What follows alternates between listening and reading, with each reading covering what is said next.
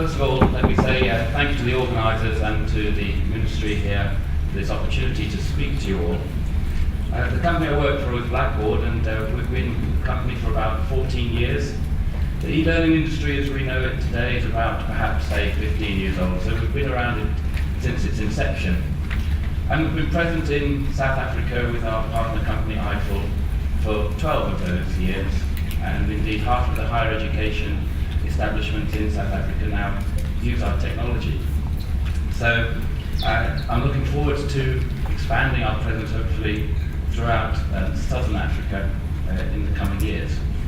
But first of all, let me begin by a little story. When I was preparing to leave for this conference a few days ago, I spoke to my daughters about where I was going. I have a 6-year-old and an 11-year-old. And I told them I was going to Africa, indeed to Zimbabwe, and specifically to Victoria Falls. And the younger one, as she always does, said, "Daddy, will you bring me a present?" So I said, "Yes, of course, what would you like?" So she went off and got her older sister, went onto the internet and started investigating what Zimbabwe is like and what the region is like. And a little while later she came back to me and she said, she'd always wanted a pet, "Daddy, will you bring me back an elephant, please?"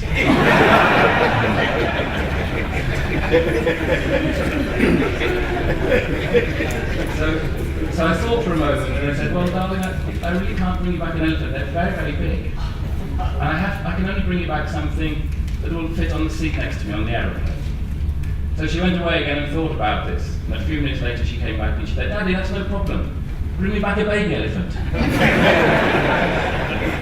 And the reason I tell you this story, if ever we need a reminder, it's not to tell you about my family particularly, but to think about children. If you give them the opportunity and the incentive to learn, then they will learn, even when there is no teacher present. And if you give them a problem to solve, they will solve that problem. Sometimes eloquently, sometimes simply. Sometimes still the solution's impractical, but they still will. They will solve that problem. And as the minister from Zimbabwe earlier said, we need to provide the opportunity, access to education for all our young children. And it's our duty indeed as suppliers of technology and as ministers of education to do that. And so that was a good little reminder to me of why I'm in education and the duty I have. But that said, if anybody does have a baby elephant, could they please contact me? So let me move swiftly on. I came across this quotation recently. "I'm entirely certain that 20 years from now we will look back at education as it is practiced in most schools today and wonder how we could have tolerated anything so primitive." I don't know if anybody can remember this actually being said. I must admit I can't, it was a while ago. But if anyone would like to guess, this was John W. Gardner said this. He was Education Secretary to President Lyndon Johnson back in the 1960s. Well, I was at school in the 60s and 70s and 80s, like probably most of you. And maybe it wasn't quite like this is perhaps from the 30s or 40s, but it was something similar. And in the time I was at school, I didn't notice any changes particularly from the beginning to the end. And now this photograph taken even from this year, from 2012, doesn't show a great deal of difference. The blackboard has become white, there's still books piled up on the desk, and there's some computers which are no doubt accessing Wikipedia instead of books, but largely there's one teacher in a room with groups of children learning, so it hasn't really changed all that much. And that's one of the problems today, but hopefully in this short presentation and later in our discussion we can look at how that will change. But here's perhaps a vision of the education pipeline today, starting in elementary school through middle and high, into college. Hopefully we graduate from university and then we're out into the workplace. And this is pretty much standard practically everywhere I go. Now, on average, there are some statistics there. 100 ninth graders, this is in the States, 14 to 15-year-old students. Roughly 17 to 26 of those graduate. Now, 17 to 26 depends on the state, but in the worst case, only 17% of those young students are actually then graduating, which is a pretty damning statistic. And indeed, Bill Floors, the president of the University of Houston downtown, I heard him in a presentation actually quoted, "What we have doesn't work." And he was referring to the education of his state and indeed of the nation of America. And I see the same thing elsewhere. We're incumbent with a very traditional, shall we say, large system of momentum that's difficult to change. Some research that Blackboard has done over the years has looked at what might be the characteristics of an ideal system. And every year we have a council meeting to discuss this. And these were the 7 top points that came out of that discussion. Modular competency as outcomes-based was the top one of all. Clearly, if we have a good quality outcomes that we can then ensure being taught is the critical part of any system. And it must be modular to enable students to take different paths through that education process. It must support multiple entry and exit points. And by that we mean to and from the workplace. Ideally, it shouldn't be you start with education, go through it all to the end, and then go into the workplace, or do what I did, which was called a just-in-case degree, whereby the university teaches everything it can to you, just in case you need it when you go to work. That kind of process is not relevant for today's modern society. We need flexibility in student choice in their learning paths, and also, very important, we must remove barriers of access to learning, which again the Minister for Zimbabwe mentioned earlier today. Absolutely crucial part, and technology can be a serious enabler in that respect. More effective teachers, I hear, is important wherever I go, and not better teachers, because we have very good teachers, but more effective ones that aren't held back by having to do a lot of administration work. And again, the Minister mentioned the new curriculum that they're planning here. A lot of that heavy lifting around the curriculum, how it should be taught, and the lesson plannings that come out of that, should be provided at central state level, albeit teachable and modified to their own circumstances. And keep an individual student record through the lifetime so we can track and help plan. Tutors can tutor students more effectively. Technology provides a very good enabler for that to happen. And most interesting from a technology supplier's perspective is we must keep pace with the technology that students use today. Found in a lot of countries now, email is actually old-fashioned. I mean, email is good for me, but apparently many students now, if it's not Facebook or Twitter or something else, then we have to keep pace with the technology that they're using. So what might a better system look like? Well, here's my representation at least of what a better system might look like, with the workforce very much in the centre. Because as states, as nations, one of the reasons for a good education system is to provide that human resource for the workplace. The grey line you see here, we still have the representation of that sort of old-fashioned pipeline, if you like. But in the middle of that, we've put a red version, which is meant to depict a parallel virtual system.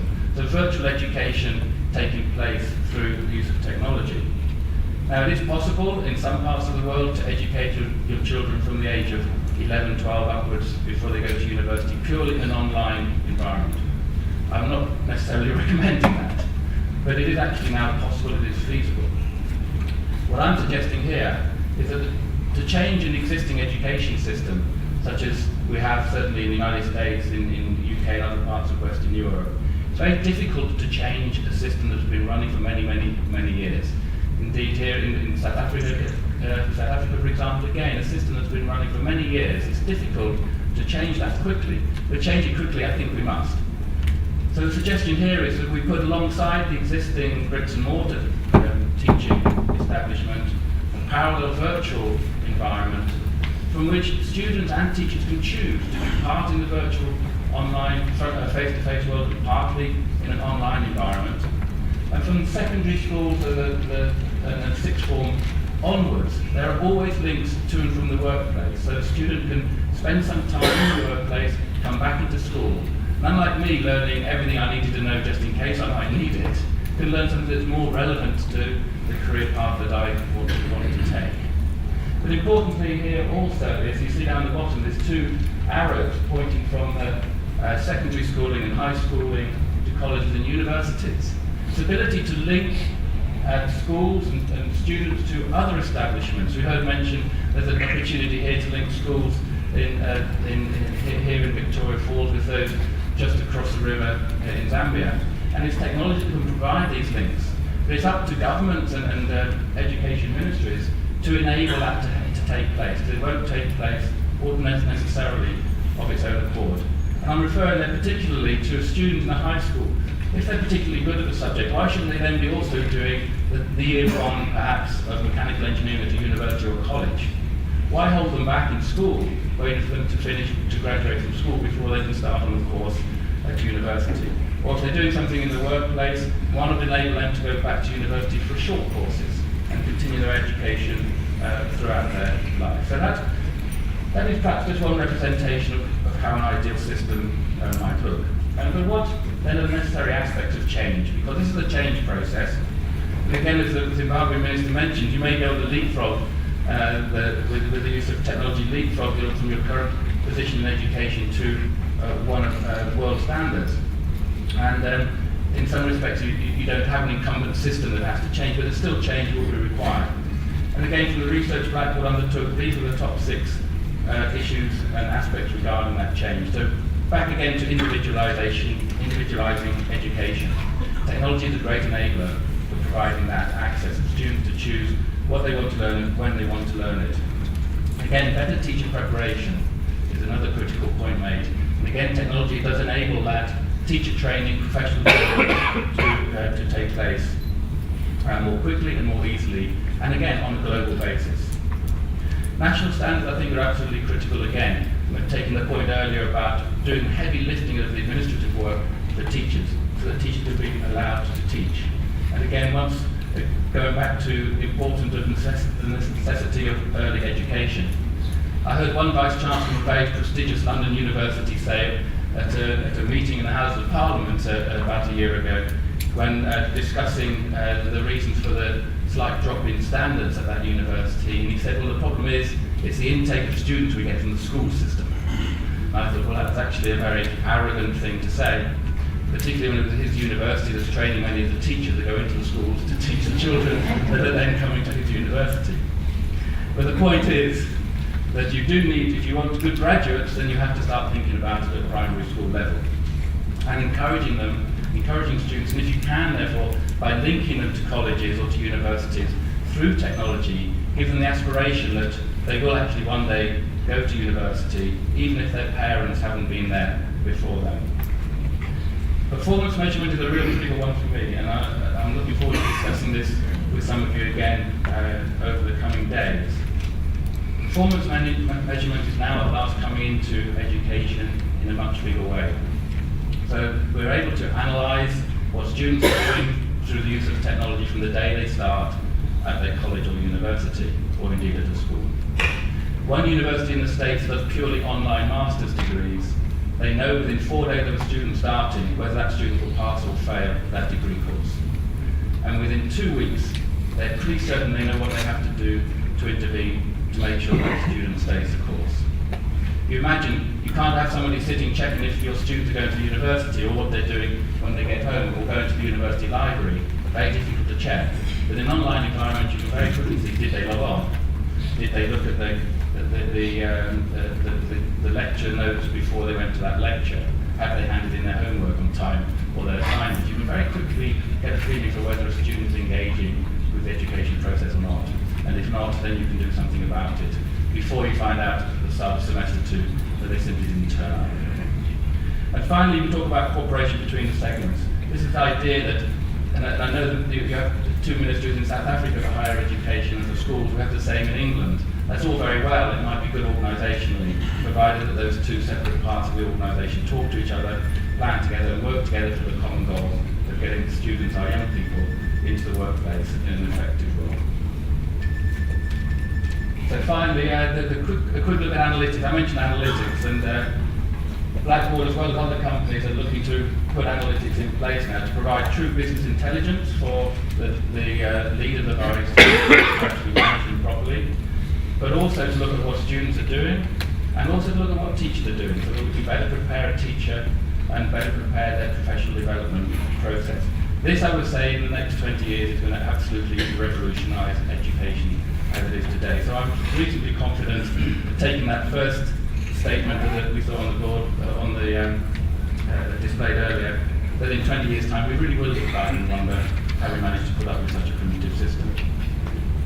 That said, all very well having a discussion around what we can do, what research shows, but what's actually happening in practice on the field, in the field. Now, please may I say that, and I encourage you all to have a look at this website.